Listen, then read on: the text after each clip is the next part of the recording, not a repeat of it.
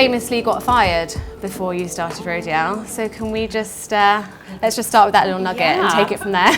Well, so did Anna Wintour. Yes. Yeah. Yes, So, you're quite right. I don't know if you guys know it. So Anna Wintour, who is the editor-in-chief of the American Vogue, she got fired from her first styling job, and she said that everyone should be fired once in their lives because it builds character. Yeah. So I was always passionate about fashion and beauty. My first job was a beauty writer in 17 magazine back in Greece, where I'm originally from. I did that for a little bit. Then I moved to New York and studied business and went into banking because everyone was going in banking at the time. But realistically, I didn't know what I wanted to do with my life. And then one day I was called in the boardroom and I heard, the famous phrase, "You're fired." So I was devastated at that point. I was very young in my career, but at the same time, this was the best thing that ever happened to me because it forced me to look into myself and realize where my passion lied. Yeah. So you got fired. Then how did you kind of like pick yourself up and be like, right, I want to start my own business and I want it to be a beauty brand? What was the thought process? Yeah, so I was always passionate about beauty and I saw a gap in the skincare market for a brand that would bring targeted treatments to specific skin concerns with cool names and luxury packaging and bring some excitement and fun into the skincare industry. And so talking about a bit of skincare and a bit of fun, there's a nice little anecdote that you were saying about that one particular product that got everyone going crazy. Snake serum. Snake serum. Yes. Yes. So we were, it was year 5. First of all, for anyone who doesn't know this, the company has been self-funded. I wasn't able to get investment. So when I first started the business, I started from a back room at home and I was bootstrapping the business to make it work because I had no external funding. And what I did, I had a small room, which was the size of this room, not this whole room, this part of the room. And I was doing everything from taking orders to going to the stores, I even learned an accounting package and I had to do the accounting myself. So the first days were very lonely and very slow. But then in year 5, and at that point, year 5, I managed to get a bigger office, which was the size of this bigger room. Yeah, so, wow. Slowly expanding. Exactly. Yes. I had a couple of staff with me, and we were about to launch a new anti-aging serum. We get the products on the table, and I thought, you know what, anti-aging serum, I mean, everyone's doing that. What are we gonna do with it? And at that point, the company was doing okay. It wasn't doing great. Yeah. So I was going through the list of ingredients, and one of the ingredients related to viper venom. And I thought, why don't we call the product snake serum? So that's what we ended up calling the product. We capitalized on the name. We did a photo shoot. We brought snakes in the studio and created like this crazy image that we sent out to the press. Suddenly we got a lot of publicity. We started getting calls from Germany, from Japan. People wanted this miraculous product. And that was what put Rodial on the map. And would you say that that was the Rodial big break? That was the first break. Bear in mind, it was year 5, so it took me 5 years to get there. Yeah. But it was the point that I thought, maybe this is a legit business. Yeah. And then, so obviously Rodial coming into its own in year 5, at what point did you then decide you wanted to bring another brand into the business with NIP+FAB? There was a time, that was a few years after the snake serum, and Rodial has been established for a while, and I was getting a lot of calls from the high street and the mass market for people wanting to stock Rodial, but it's a luxury brand, so it wasn't the right fit. And I was looking to a lot of collaborations at the time. They were very popular. There was Karl Lagerfeld for H&M, there was Stella McCartney for Gap, and there was a lot of that idea of luxury brands bringing designer elements into the high street. And I got some of the concepts of Rodial, and I thought, you know what, this is the time we can take some of the DNA and bring it into mass and create a NIP+FAB. Yeah. So initially NIP+FAB was almost like a spin-off of Rodial, but then over the years it developed its own identity, and we now have different teams running the businesses, and it's now become our millennial brand. Yeah, and speaking of millennials, I think possibly the most famous millennial at the moment was an ambassador for your brand. So can we talk a little bit about Kylie Jenner and you working with her, and then also I know Kim is a big fan of Dragon's Blood. How did that pan out, being associated with like the world's most famous family? What does that do for a brand? Yeah, so it's the way that we came together with Kylie. We work with a lot of makeup artists globally, and one of the makeup artists that we gifted some of the NIP+FAB glycolic pads was working with Kylie and gave her those pads in a shoot. She posted about them, and then we started getting lots of emails and calls from her fans saying, what is this NIP+FAB brand? You know, we love it. Bear in mind, she was just 16. She wasn't nowhere as big as she is now. And sent her a DM, and suddenly she picks up the DM, so we're starting a conversation. In the DM? It went down in the DM? She was 16, you know. Oh my God, wow, I love that. Crazy, right? That's fabulous. So you have to read your DMs. Yeah. And we loved how she got our fans excited, and we ended up bringing her to London, and we did a photo shoot, and this was the first ever beauty campaign for her. Yeah, it was quite, I remember at the time, it was quite monumental because everyone's like, oh my gosh, she's endorsing a brand, like it was major. Yeah, and you know, at that time, we could afford her. Now we couldn't. Now she's bigger. She's doing a lot of other things. She has her own business. Yeah, of course. But at that time, it was just the right fit, and that really elevated the brand. Also, we've worked with Kim a few times on Rodial, and she's a big fan of the brand. And what I have to say, I know there's a lot of press on the Kardashians on many levels. What I really like about them, they're very professional. Yeah. They deliver. Yeah. They show up and they never let you down. And we have worked with a lot of celebrities. We have worked with a lot of influencers, and I do respect their work ethic. Yeah, and I think, like you say, when you can't fault someone's work ethic, it makes working with them even more valuable. Yeah. And so if Kim has her favorite products, Kylie has her favorite products, I want to know what yours are. What are your kind of, I know it's really difficult. It's like asking you to choose a favorite child, but what are your favorite Rodial products or your favorite NIP+FAB products?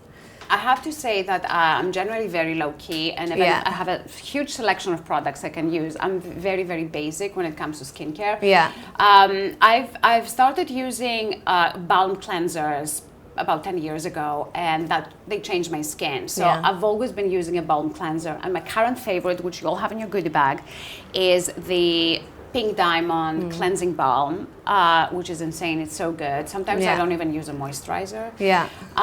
For my day cream, I use the SPF 15 Dragon's Blood, which is one of our best-selling products. Yeah. And then in the evening, I use our latest launch, which are the booster drops. I use a 10% retinol and a 30% collagen. And I find those drops are just very concentrated, and they do the job. Yeah. Great. So we've had a bit of an introduction to the brand, and I really want to dig into like the real business entrepreneurship aspect of everything that you do. So a lot of this is in your book, but I really want people to kind of understand, when you were starting your business, obviously it wasn't all rosy. What were your kind of biggest challenges, and what did you learn from them? The biggest challenge at the time was getting my products into stores. Now things are very different because you do have the online potential. So if you're a new brand, you can set up your own website and you can promote it and you can make a reasonable business out of it. Yeah. In my time, when I started, we didn't have online shopping, or it was very early stages, no one was trusting it, and we didn't have social media. So I needed to get my products into physical stores. And the first year I was calling, hustling, you know, just doing everything I could. I thought it would be easy, it wasn't. Yeah. And about a year after I've had my products all set, I get a call back from Phoenix, New Bond Street, which is around the corner. Yeah, yeah. You're and in I your was stomping like, ground. over the moon. They called me back, finally, I have a call back. So we set up a meeting, and I'm in this car on my way to the meeting. And then I started making those big plans. Oh my God, I'm gonna get a massive counter, and then I'm gonna get like tens of thousands of pounds, like a massive order. And I started sort of thinking how I'm gonna spend that money and go to bigger offices and hire more staff and like get the Balenciaga shoes. Get the Balenciaga shoes. Which maybe if you can't see, she's wearing now. They're fabulous. I've got the order and I already spent it. Yeah. So I go to that meeting and, you know, they're all excited. I'm showing my products. And at the end, they're like, yeah, great, very exciting. You know, would like to make you an offer. So I was like, yeah, great, yeah.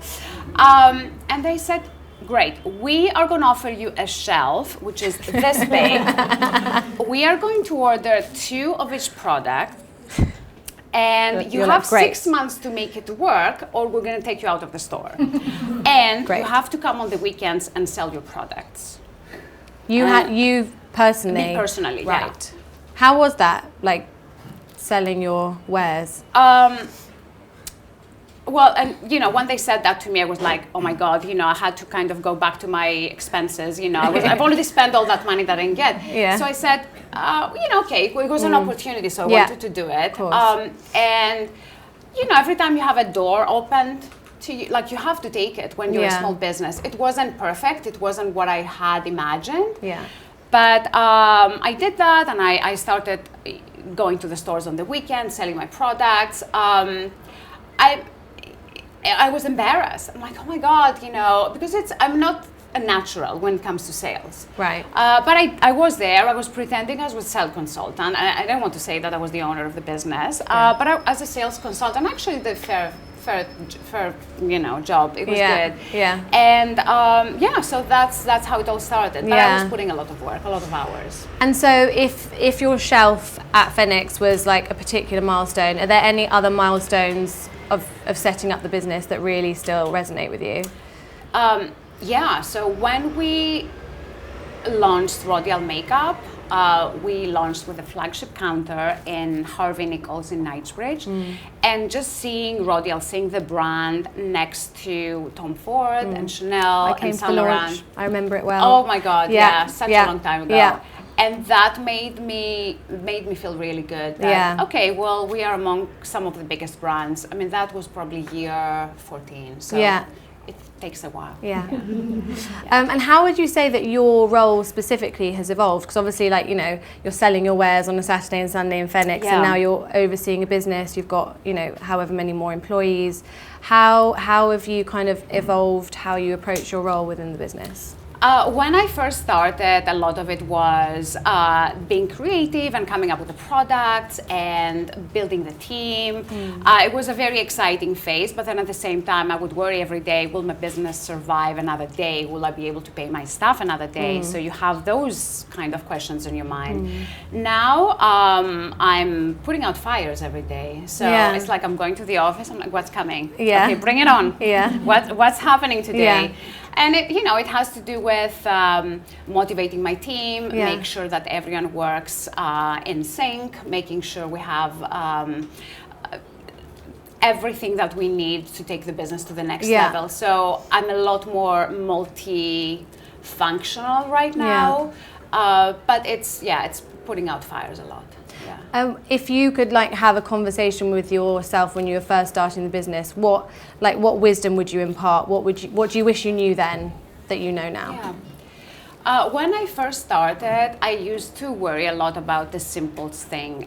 So let's say I received the packaging and something wasn't done properly.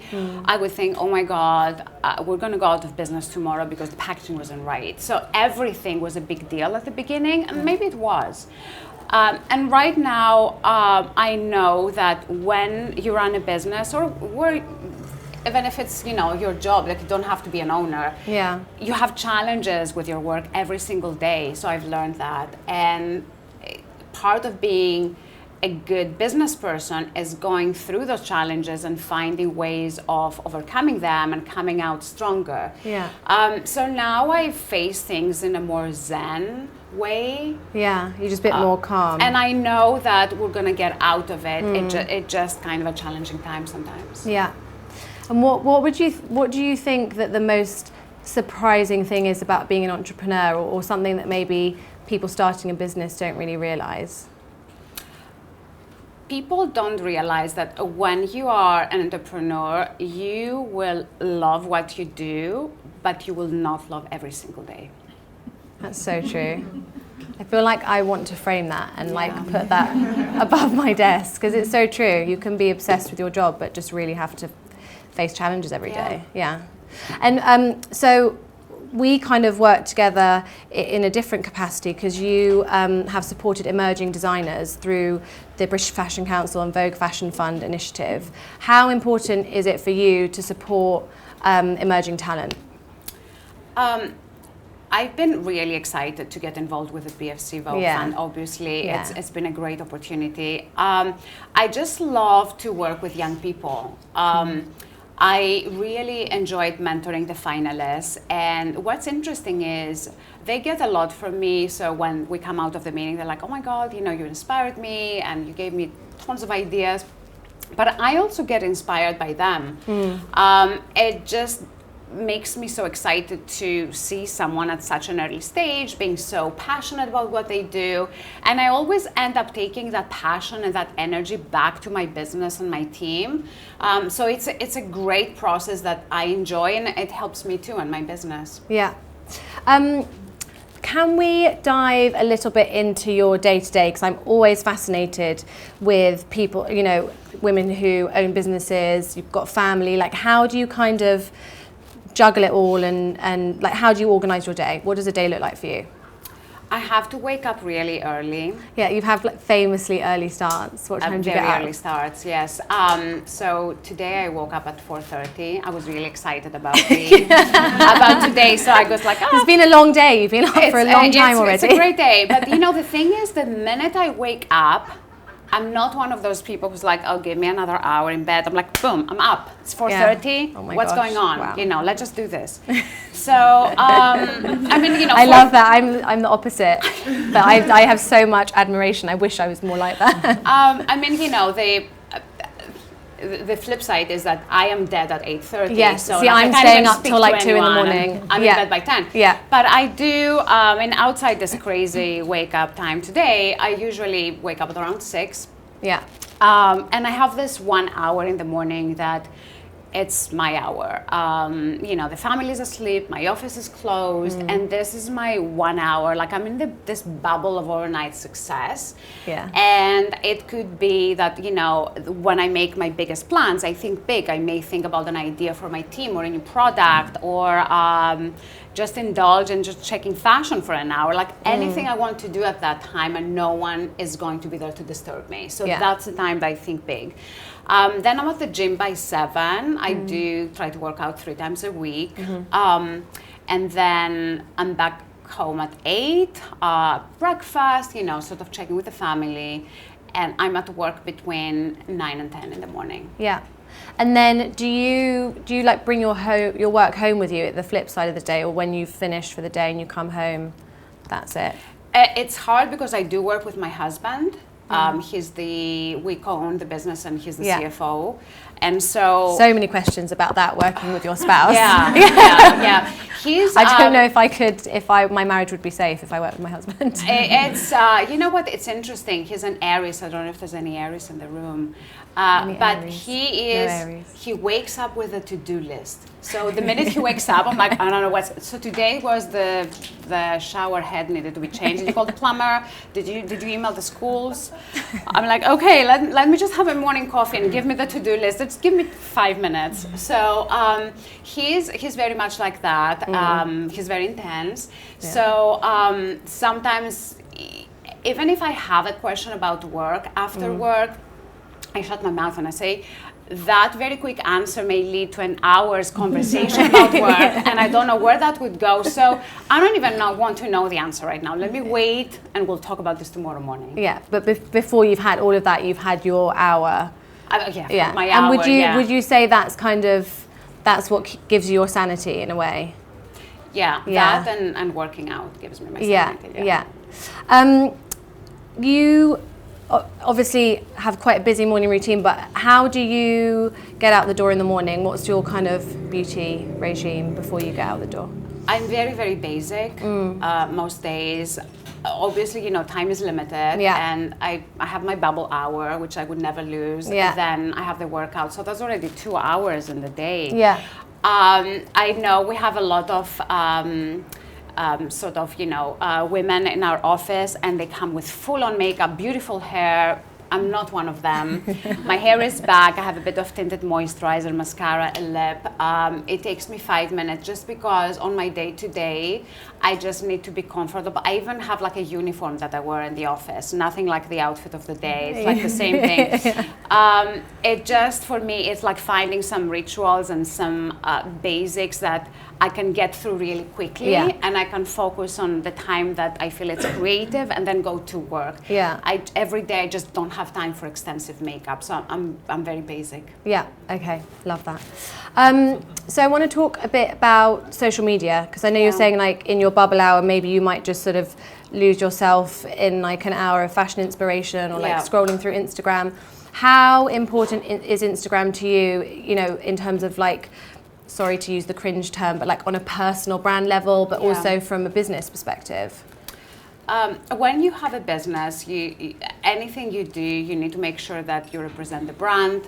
I've started my account 5 years ago, and my strategy is to just post whatever I'm passionate about. So it's never going to be just about beauty. I'm passionate about fashion.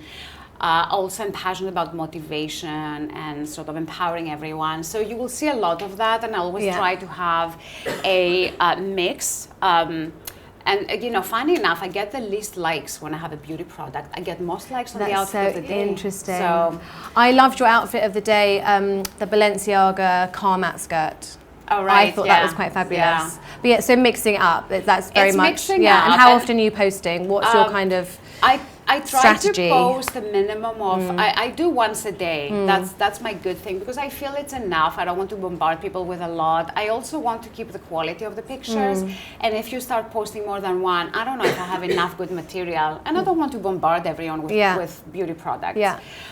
So I post once a day. Sometimes, you know, I don't even feel like it. I'm like, but let me post something. Like, just, I think consistency is key when you manage social media, and also certain times, which I like to post. And I usually like to post first thing in the morning, get it out of the way, and then go to work. I don't have to worry about it. And also like to connect and respond to comments and like the comments. And for me, unless I'm there to engage in my post, I just don't post if I don't have time. It's very important. And how important do you think, in terms of like growing a business, how important is that engagement and, you know, engaging with your community? Or any advice to anyone out there like who's got a brand and utilizing social? I mean, it's really important. When you start out, you need to post quality material, and you need to engage. You know, if you have one comment, respond to that one comment, because someone has taken the time to comment on what you do. So I feel like we need to engage more. It's a two-way you need to support and go and find other accounts that are like you and support them, and they'll support you back. But you need to put the time, you know. Social media is like going to a party. When you go to a party, you don't put yourself in a corner waiting for things to happen. You're there interacting. So same thing with social media. You need to interact with others so you can get that engagement back. Maria, you are fabulous and amazing and inspirational. Thank you.